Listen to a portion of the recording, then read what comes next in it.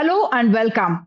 Reports suggest that K. Annamalai wants to break away or step away from the BJP, the lotus symbol, and start an independent, secular, regional, but with a nationalist outlook, some organization, whether it's political, apolitical, we really don't know. I have with me Mr. R. Kannan, author, political analyst as well. This obviously comes at a time when another party, the TVK, has captured the imagination of the youth and seems to have, the Dravidian parties have had a huge setback in this particular election. The AIADMK literally fragmented and crumbling in that sense. So, is that the political space that if Annamalai wants to launch a political party, is that something? What is the demographic that Mr. Annamalai can actually hope to capture?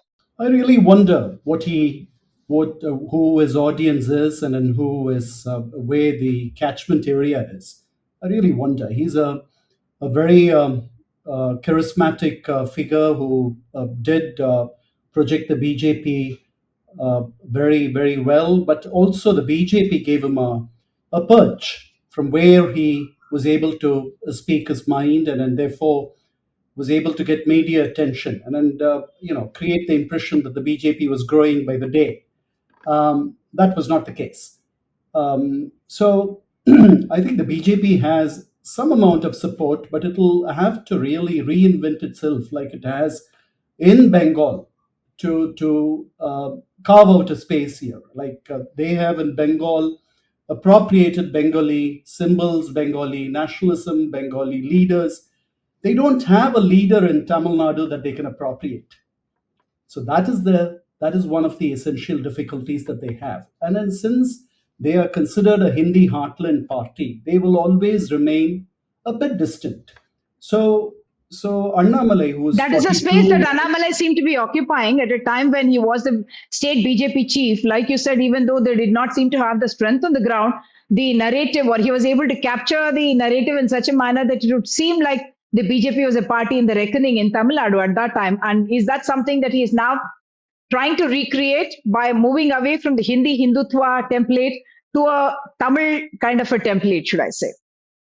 I think he might be tempted to do that. If he were to break away from the BJP, that's his only recourse. But the timing is awfully off. This is not a moment to float and then try your luck.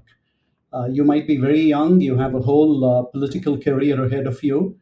But this is a moment where the tidings are favoring one man and one man alone, and then we don't know how how things would change in the near future.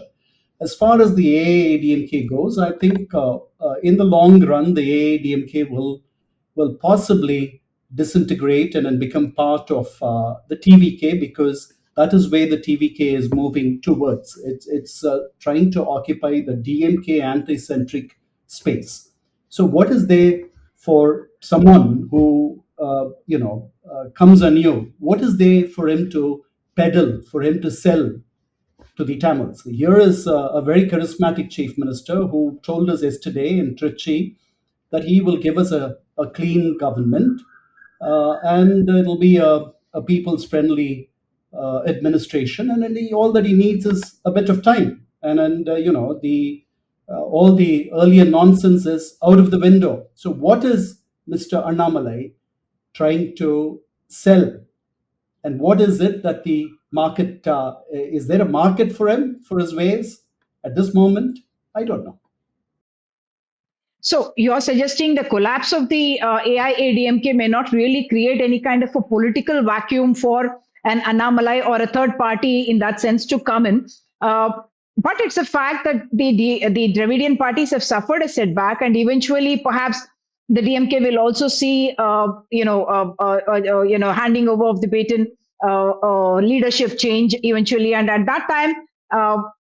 Is it something that Annamalai can hope to build himself to? Because already we know that he's someone who's been able to, at least on the in the virtual space, he seems to be a rather popular leader, one of the most popular leaders, in fact, in Tamil Nadu, and seem to have captured the imagination of at least the educated elite who looked to him as that force, which was something different from what Tamil Nadu otherwise had to offer. So you're absolutely right. But then so was Seaman. Seaman began in the throes of the 2009 Sri Lankan ethnic debacle for the Congress, and then he became political. So he's been in the political space for 15 years. He's got a loyal, committed cadre supporting him. They don't desert him. But then there is what is the future for Seaman? Where does he go? So Annamalai could turn out to be another Seaman in the making. And does he have the time and the wherewithal and the patience to continue in this like Seaman does? I'm very surprised with Seaman. I mean, I would have thrown in the towel a long time ago, but for him to stay put and to keep saying that he will stand alone and he will not align with anybody because his Tamil nationalism is of a special kind, extra, requires a lot of political gut and strength and stamina. I don't know if Annamalai is cut out for all that. The digital audience, the WhatsApp crowd, the YouTube followers, they don't make the masses. You will have to appeal to the masses. I'm not so sure that he will strike a chord there as yet. So he may have to wait. And I think if I were to advise him, I will say stick with the BJP. Learn the ropes even further because he has had a very quick climb. He joined the BJP in 2019. He was barely in his late 30s or mid 30s. He's barely 42. In a year or two, he was made the president of the party here.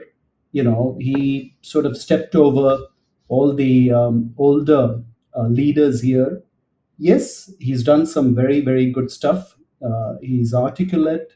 There's a following for him. I am not so sure that that alone would suffice to float a party and then to keep it. It's very difficult to run a party, to sustain it, to have an infrastructure. You need enormous, enormous amounts of energy. I'm not so So sure. while you're seeming a little pessimistic about any kind of a political space that exists that he can now ready-made occupy, but isn't it also a fact that after the Vijay TVK victory, there has been this feeling that it is Gen Z which is probably going to be the deciding factor in several elections, uh, and therefore that appeal. I mean, Annamalai seems to be positioning himself as that person who will also bring in an intellectual element, somebody who knows about governance and talks about administration and can give those promises. And therefore, can he actually take away that bit of the youth, perhaps, which is also looking for answers which Vijay, with his inexperience, is not able to provide right now? He does ask for time. He's already been given the mandate. He says, give me time, I will do them. But Annamalai is building that kind of a base. So why wouldn't you think that that can develop into a political base for him? Because the Gen Z is just a fifth of the electorate. And the Gen Z this time, it's not just they who brought Vijay to power.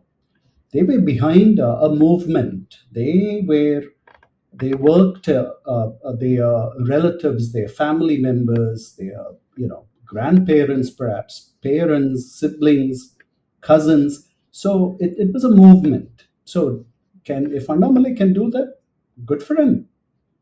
All the I mean, glory to him. But I'm not so sure that he's there yet. And this alone, this doesn't make the critical mass. Critical mass lives in the villages, in the hearts of Tamil Nadu, where people, eke out barely a living. So, how do you appeal to them? Does all your tech savvy, your clean governance, your 8 years IPS career, they couldn't care less. They've seen dime a dozen collectors and then superintendents of police, and maybe the impressions are mixed of them. So that might sell well with you and me because we understand that requires a dint of hard work. It requires some amount of cerebral capacity. It requires a sense of public service. So you see in Annamalai, all of this. But will the average Tamil woman in the village see this, and how long will she take to see this?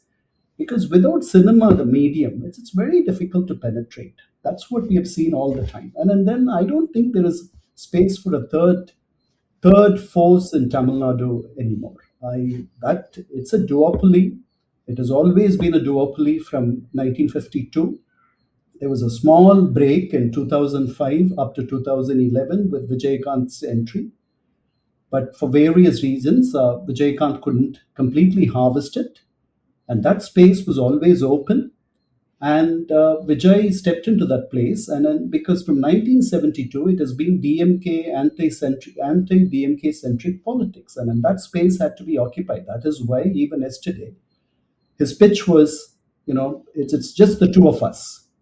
That's my enemy. The DMK is licking its wounds, but still, it's a party with a mass organizational base, and I am never tired of repeating this. Even when Rajiv Gandhi was killed, they polled 22% of the votes. So they are a very well knit unit. I wouldn't write them off, like the AIADMK. Thank you so much, Mr. Kannan. I hope Mr. Annamalai is also listening to you before he takes his decisions, makes his decisions about his political moves, because one hope at least seems to be that he is inspired by the Vijay movement or the TVK success and is hoping to build his own mass base in Tamil Nadu. Thank you so much for joining us on Decoder.